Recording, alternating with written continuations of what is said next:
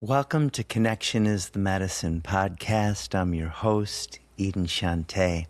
Today I'm going to do something a little bit different in that I don't have a guest, and this is a Solocast, which I'm embarking upon covering different topics, a process of contemplation and self-inquiry that I hope will benefit us all.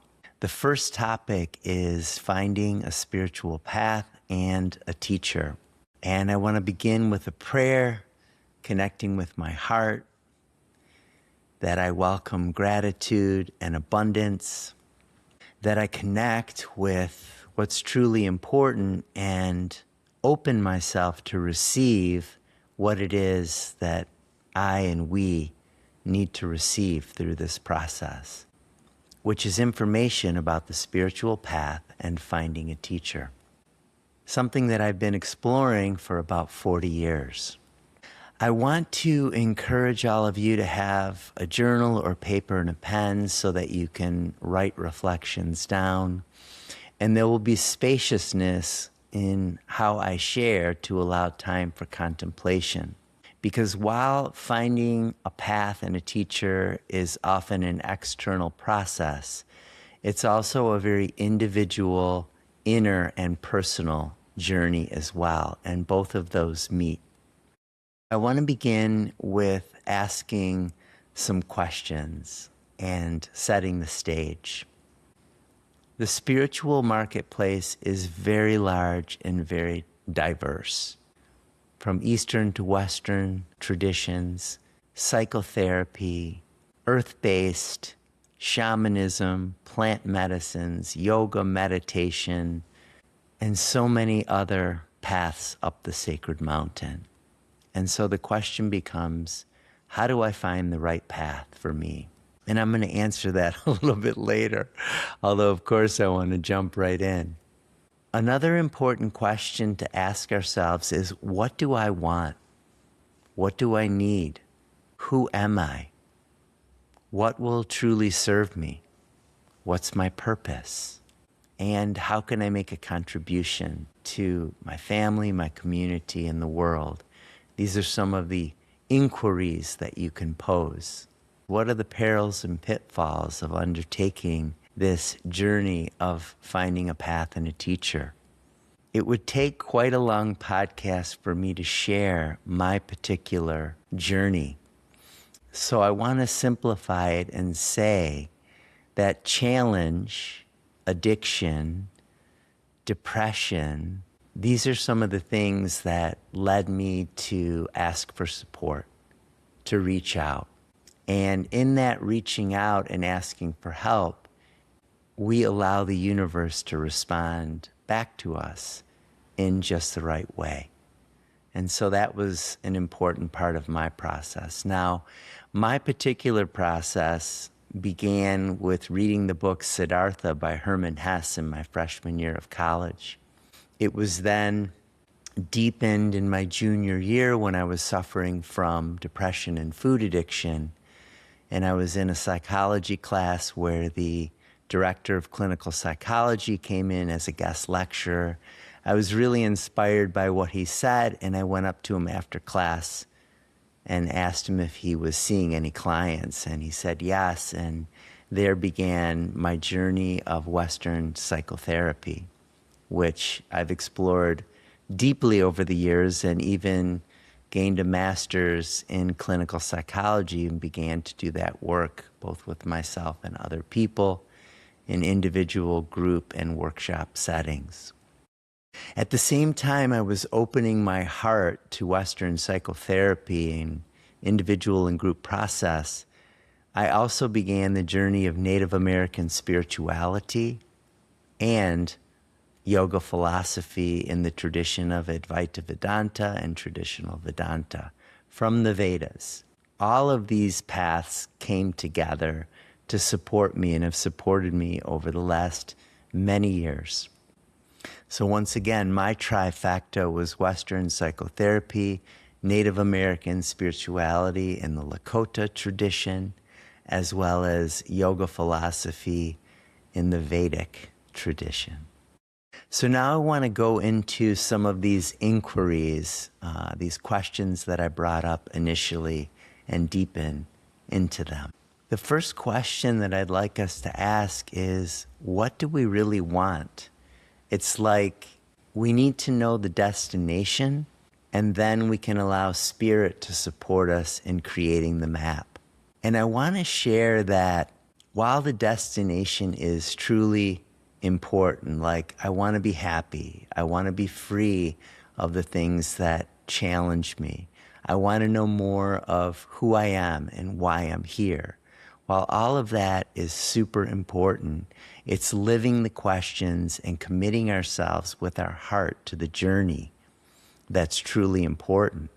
I also want to share that there's such incredible diversity in the spiritual marketplace. And what I've found for me is that I've had many teachers and several paths along the way. And as I grow and heal and integrate karma, I may not need the same teachers, therapists, community that I started out with. And so we have to allow this process of change and evolution to naturally occur. There's also a very mysterious component to the process. We are stepping courageously into the unknown. And that's really trusting, and it's this experience of surrendering to all that is. I also want to share that the ultimate destination is connecting with the truth of who we are. I'm speaking from what I've found. And what's incredible is I'm already there. The challenge is that I don't know that I'm there because there's coverings, there's processes, there's trauma, there's emotions, there's stories and beliefs and karma, all of these things that tend to cover and obscure the truth of who we are, much like the sun that's always shining and the clouds and storms that come to cover the sun. So when time permits, I'd like you to spend some meditative moments inquiring into what you need, what you want, and what naturally bubbles up in terms of what you'd like to explore, because essentially this is a process of exploration, both externally and internally. So what do you feel attracted to? And you can begin there and try on different hats, so to speak. See how they feel. Now, when you're with a particular teacher and a particular community, it's important to have eyes wide open and to have healthy discernment, because we can get really excited and we can feel a lot of passion. We can fall in love with a teacher, with a community, and sometimes that passion can block us from seeing certain red flags or challenges that are within communities. Now, this is an important point because we often on this journey, and I have fallen prey to this several times, is we want to elevate and put teachers on pedestals. And I want to warn us all against this practice of creating power imbalance, putting unhealthy perfection on somebody outside of ourselves. Because if we put someone on a pedestal, there's a very, very good chance that they're going to fall off that pedestal. Realize that we're all humans if we've incarnated here, and that we all are living in a realm of polarity. And so we're all going to be here to work with, process, and integrate our karma. We all have stuff to work on until our last breath. What happens on the spiritual journey, if we're working it with heart and commitment and continuing, is that it becomes a more subtle and subtle practice of opening the heart, and clarifying the mind, and connecting with ourselves, each other, and Source. So be very careful of pedestalizing and idealizing our teachers, because our teachers are humans too. And we also have to be eyes wide open around teachers that have a lot of charisma. Just because somebody knows the text or knows the tool and has charisma doesn't necessarily mean that they are living, embodying the teachings. And that's only something that we can come to know over time by inquiring, by listening, by asking questions within the community and looking at the community members and seeing if the community members are living in ways that we want to live and having experiences that we want to have. I did a podcast recently with a Buddhist Dharma teacher, and he shared that one of the most important things is ethics, morality, or what we call dharma. Are we living a dharmic life? Is our teacher living a dharmic life? Is the community living a dharmic life?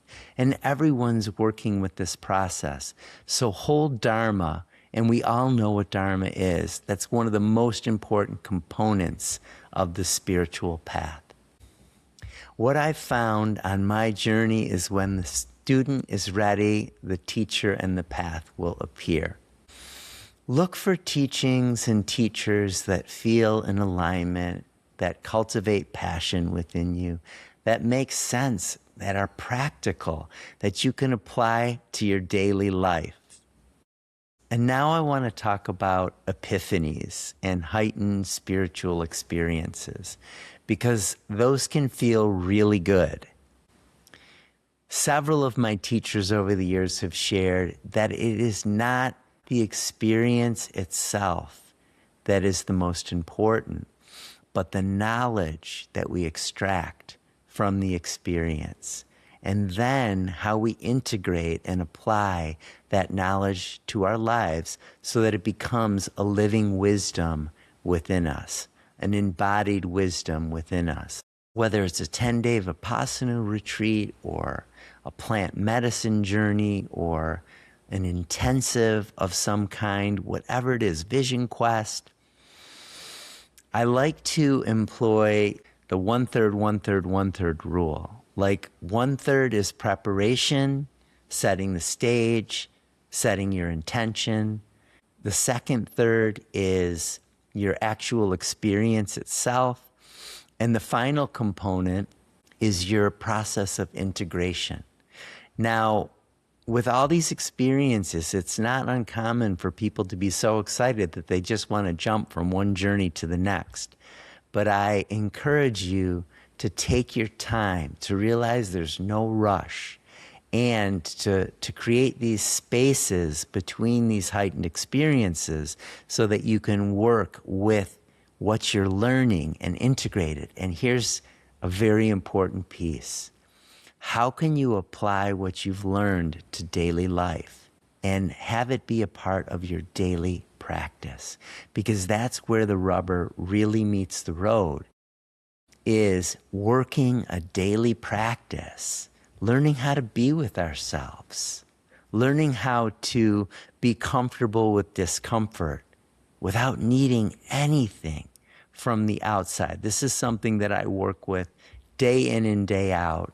Can I sit on the park bench and just be without my phone, without another person, even without a book, and just simply be with myself and all that is? This is a very important tool to practice and become good with. Here's another very important piece as it relates to a teacher. I mean, with the community, it's really assessing the community and its people and such. But with a teacher, I want you to consider whether the teacher is teaching to give or teaching to get. And me, myself, I had to put down teaching because I had an egoic desire to be liked, to be loved, to get attention and such. And so it's very important to see and look, is this teacher connected, walking their talk, and allowing the medicine of the teachings just naturally flowing without needing anything in return? And does this teacher treat you any different from a major donor? Is there an inner circle and an outer circle? Or is there equality amongst the community? This is a very important thing. Now, many of you are so well aware of how many, especially male teachers, have fallen from grace and gotten into sexual relationships with students and such. And I've actually been in a couple of spiritual communities long term, like 10 years or more, where this has happened. And I had to leave those communities. But what I want to share about this is that in our teachers' humanness and challenges and unfinished business that arises through their humanity and their learning and their journey, that doesn't mean that all of the things that they shared didn't positively impact you. And so I want you not to throw the baby out with the bathwater. And it's not that you have to stay with a teacher that's adharmic, but hold on to the teachings, because it's important for us, as it relates to pedestalizing and putting our teachers up on a pedestal and such, is to focus more on the teachings instead of the teacher. Hold the teachings, because even a teacher that's fallen from grace can share some incredible things over the years, and this has happened for me, that have deeply impacted my life, that I'm going to continue to use because they're tools that work. Another thing I'd like to share is that one path is not better than another. We all are unique individuals, and certain teachers and teachings come to us at certain times because that's the layer of the onion that we're working on in this moment, and how awareness needs to shed a light upon us, both from ourselves and externally. There's another concept where everything is a medicine or a poison. So breath work might be incredible for you. Kundalini yoga, incredible for you. But other things like plant medicine or individual psychotherapy or whatever it is might not be beneficial for you. So it's really important not necessarily to do what other people are doing, but to find out what truly works for you, what you feel alignment with. And then, this is another thing, Jack Kornfield, the Vipassana meditation teacher, shared, and this was beautiful, not to dig a lot of shallow wells. That doesn't mean you're not going to experience many paths and many teachers along the way, but when you're working a path, try to dig deep into a particular tool or practice or variety of tools and practices so that those can take you deeper, so that you can strike water, versus a little of this and a little of that, and oh, this doesn't feel good, so I'm going to do that, and then never being able to strike water. Another piece that I want to share that's really important is that I view this body as a temple.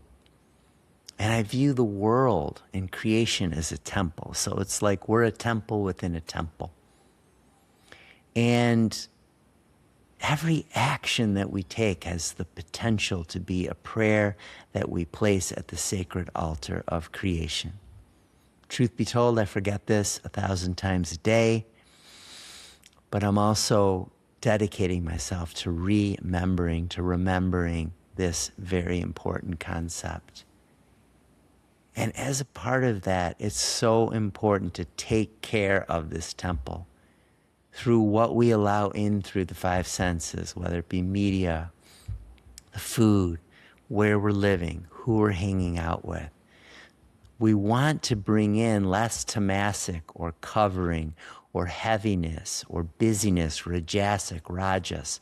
These are yogic terms. And we want to bring in more activities, more foods, more ways of living that are sattvic, that are pure, that are clear, so that our temple can be clean, so that we can have a clear mind and an open heart and make good choices because we're seeing life more clearly. And that is a very important part of this process, is our preparation, preparing this temple so that we can interface with the larger temple in a beautiful and harmonious and dharmic way.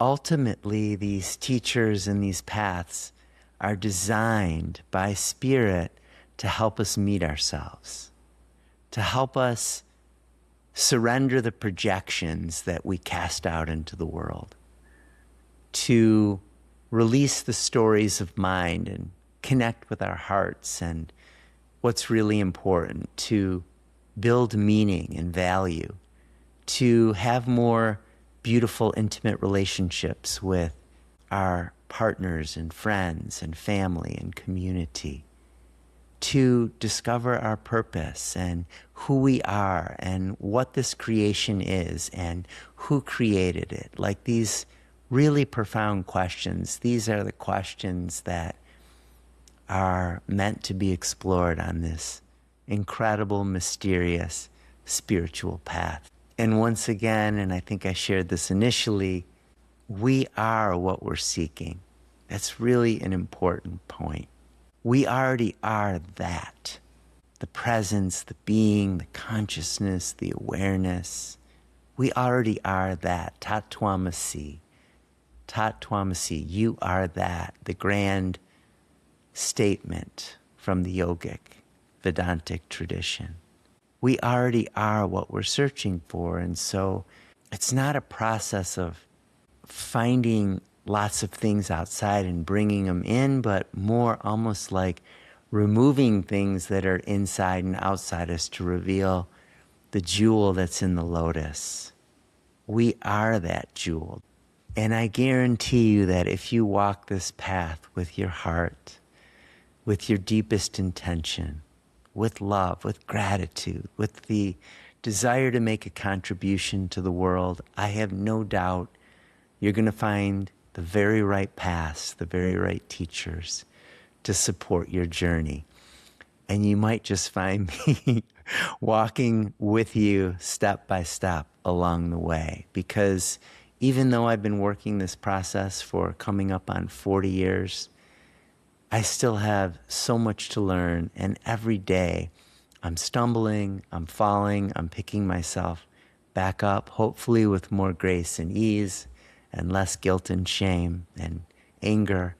And the thing that I want more than anything is to be of service to those I love and to make a contribution to this incredible, mysterious journey that we're on. So I want to thank you so much for joining me. I look forward to doing more Solocasts and exploring more topics and sharing my heart, my soul, my experience, my love with you. Thank you. And I want to leave you with a few sayings that I've picked up along the way that I really love. And one is, In Lakash Alakan. In Lakash Alakan. It's an ancient Mayan saying that's, I am you and you are me. We are all at our core the same consciousness. And yes, we're individuated and we go on an individual journey to then bring us back to this undifferentiated sameness, oneness, wholeness. So that's one saying that I really love. And the other is Om Mani Padme Hum, another very old Buddhist prayer. The jewel is in the lotus. The jewel is the truth of who we are. It's our essential nature. And the lotus is, in the yogic tradition, the 5 lampshades. It's the physical body, the subtle breath body, and all the systems. It's the emotions, it's the intellect, and it's the spiritual aspect of our being, those 5 koshas or sheaths. But the light that's shining at the center of it all is the jewel. And that's what we're on this journey to discover and uncover and reveal, this shining, beautiful jewel that each of us is. So I want to thank you from the depth of my heart for joining me on this journey. And I look forward to sharing more time and space with you. All my love. Thank you, thank you, thank you.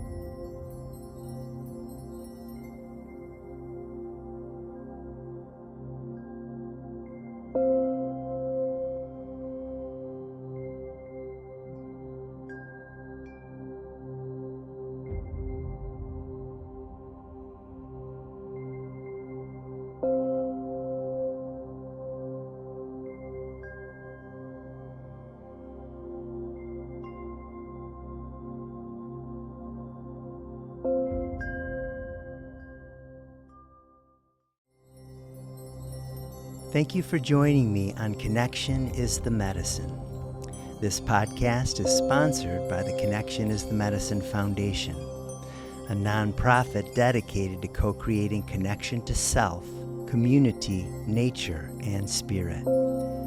I hope this conversation inspires you to connect with deeper meaning and purpose in your life. To learn more about our offerings at True Nature in Carbondale, Colorado, and Loma Sagrada in Nosara, Costa Rica, please visit connectionisthemedicine.com. Blessings on your day, and I look forward to visiting with you again soon.